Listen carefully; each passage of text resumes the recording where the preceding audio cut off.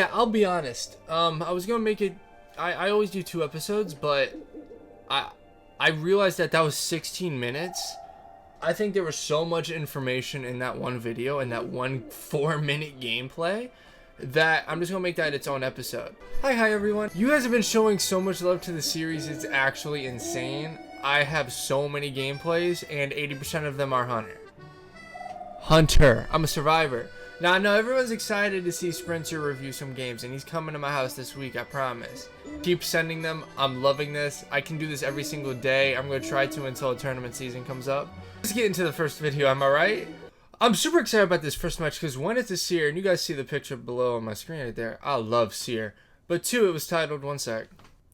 I'm a solo ranker, please save my run rate. Thanks. I like your PFP. Let's get into this. Okay, so we got Moonlit. Seems to be a guard 26. You started in 2-story.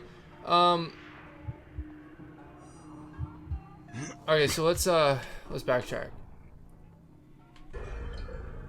The hunter spawned working.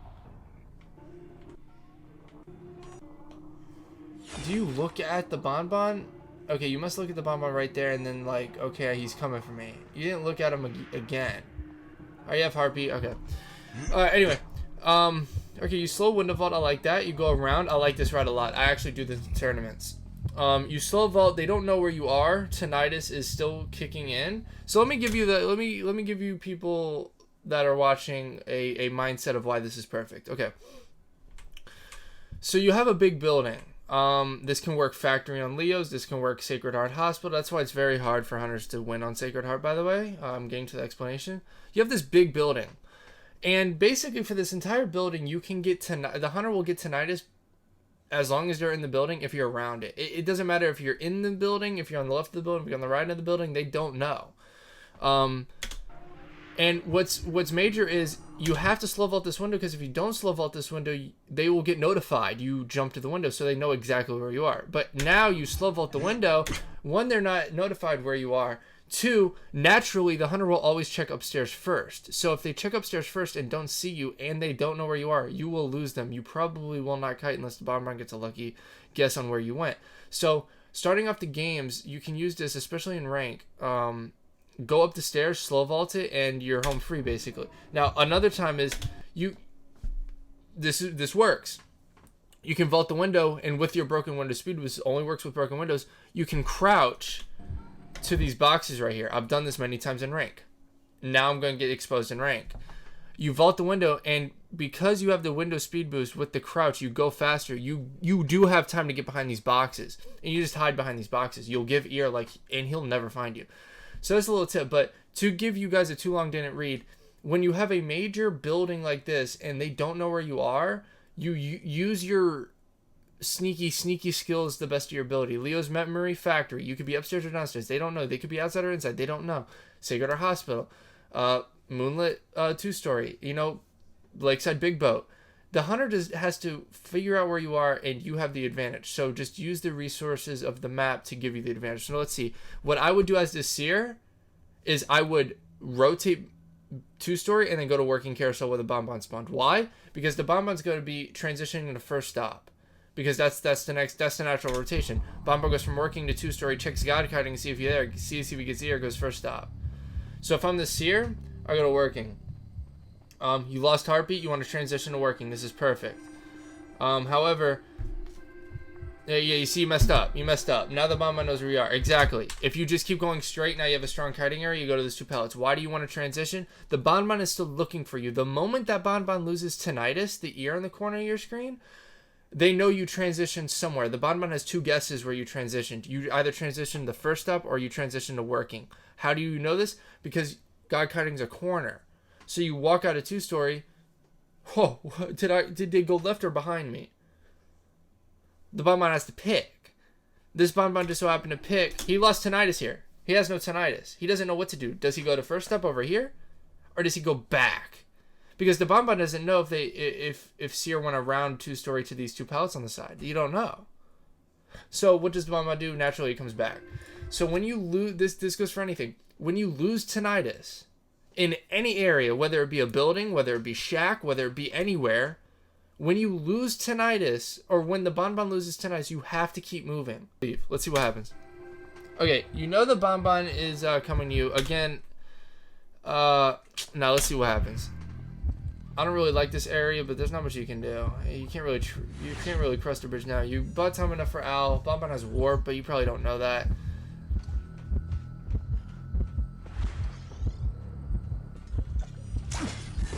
Okay, I want to critique the route, but there's not really much I can say. I will say this. Versus bonbons, specifically, you have enough, even when you see the bonbon there, you have enough time to cross the bridge. I promise you, you have enough time to cross the bridge. That's a stronger area. Let's just say, for the sake of argument, you don't.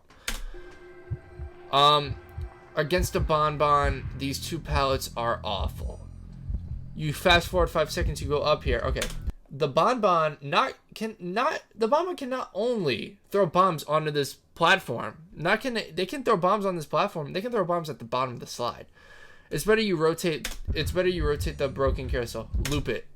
The bombs are not very long right now, and it has to be, you have to be really good bonbon to hit your bombs. I'm telling you this because I think it's better to transition to first stop over time than into this shit area. It's better to, you guys can see my cursor. It's better to loop, right? Loop a couple times till he starts catching up, and then you transition this way instead of going up these stairs and you have literally nowhere to go. You have an owl, use it. Go to first stop. That's your only saving grace at this point. Let's see what you can do. At this point, you have to just rely on sheer skill and dodge bombs. I like how you're looking behind. I think you're the first person in the series to look behind them when they kite, so that's kudos to you.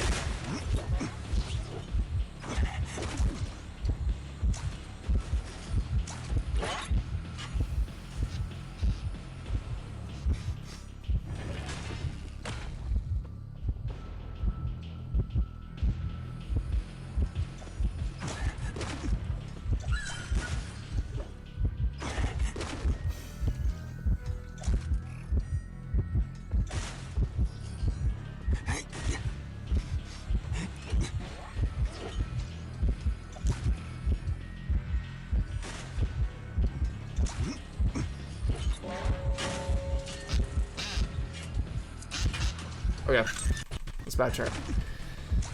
What I can say is you're not bad. You might be one of the best people that I've seen in a while. You have good raw skill, I can tell. You kite looking behind you. You have the ability to solo carry and rank. You look like me before I became a professional and spent 10 hours a day on this game. Won this owl. I don't hate it. You gotta play risky sometimes, but that's a terror shock. That's a terror shock. Let's be honest here. You in games like this, you can't risk the terror shock. You have to be smart. If you're gonna owl, vault the pallet instantly. You vault the pallet as you're getting bombed, so you negate the terror shock. You eat a solo hit as you're accumulating rage like this. You should be able to get a second owl this game. Ignore the warp. I can't critique that. When you get to these 3 pallets, I actually really like this. You throw the middle pallet down. I want people to understand this. There's a good and evil with throwing this middle pallet down. Throwing the middle pallet down cancels out the loop. I don't like that against anything but a bonbon.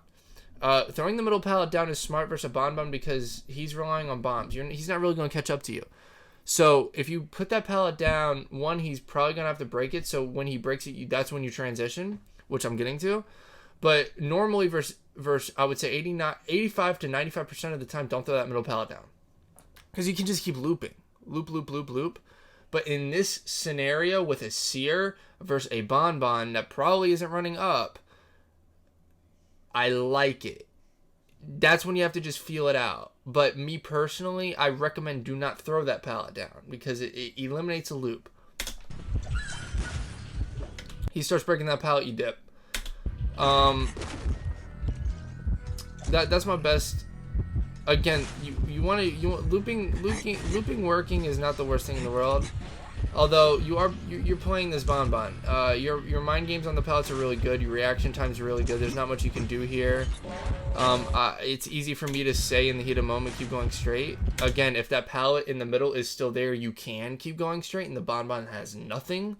But I can't say it's a bad play because some players like throwing the middle pallet down. Some players just like leaving it up. I can't critique that. It's literal preference.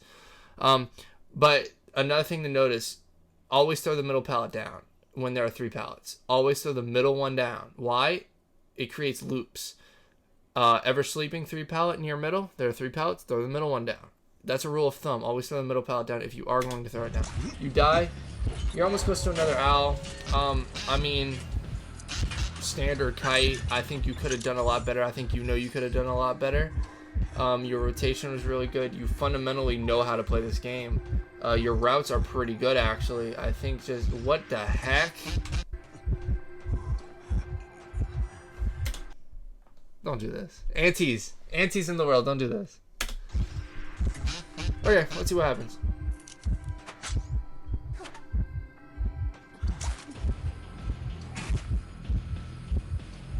Nice third hit.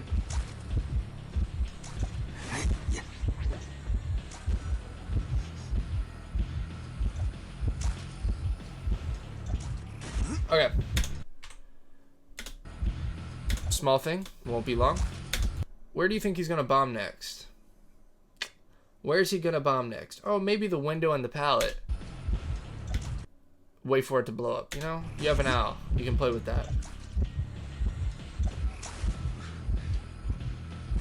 Out here? It's good.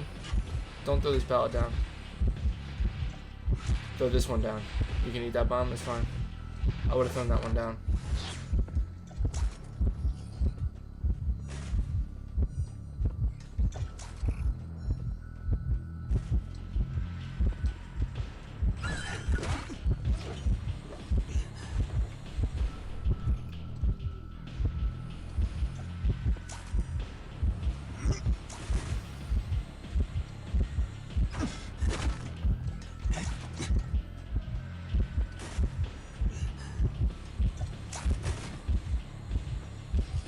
Okay.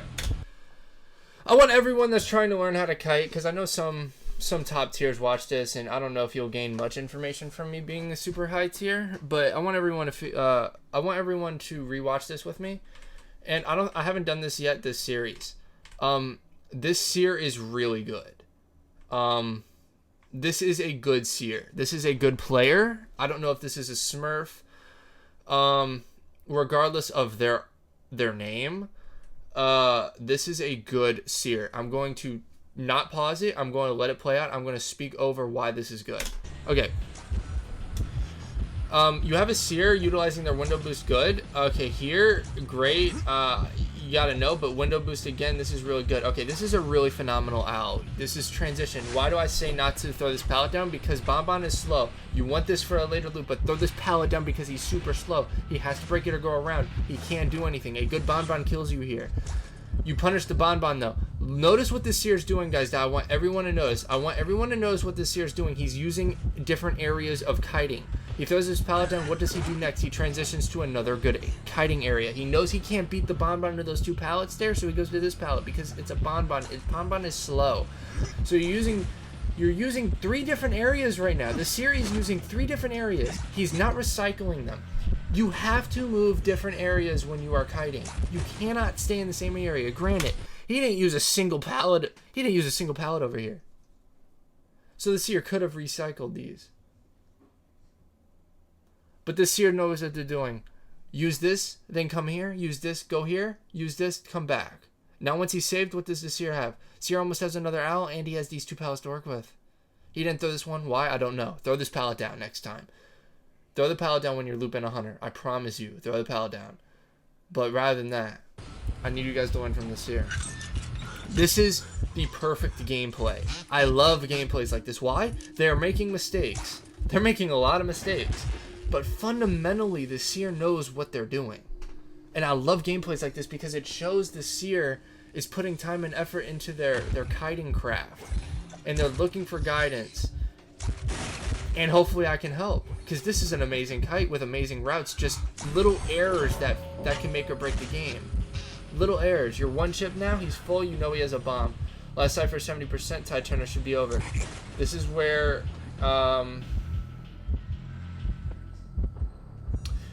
you guys have to know your timings. Okay, this is where you guys have to know your timings.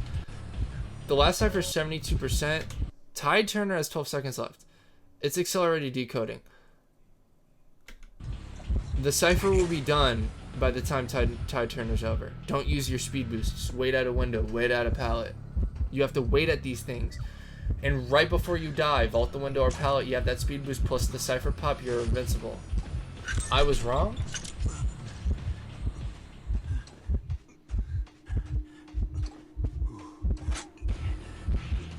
Or you have an anti go in the corner, you know better than me. Yes, you know better than me.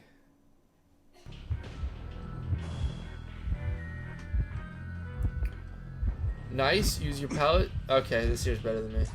That was good, dying in a corner for anti. I completely forgot they had an anti in the bonbon surrenders. Yeah. I mean, too long didn't read. This was a phenomenal kite. You knew what you were doing in the beginning. I suggest once you get 10 items to leave. Don't go up the slide versus bonbons. But everything else was fundamentally great. You used your pallets, you used your windows, you used your speed boost phenomenally. That's a big thing people overlook. You have to use those speed boosts perfectly. If you don't, you will lose. I mean, perfect. The only error late game I have for you is you gotta throw this pallet down. Dang, throw this pallet down. If you throw this pallet down, you beat him to the other pallet.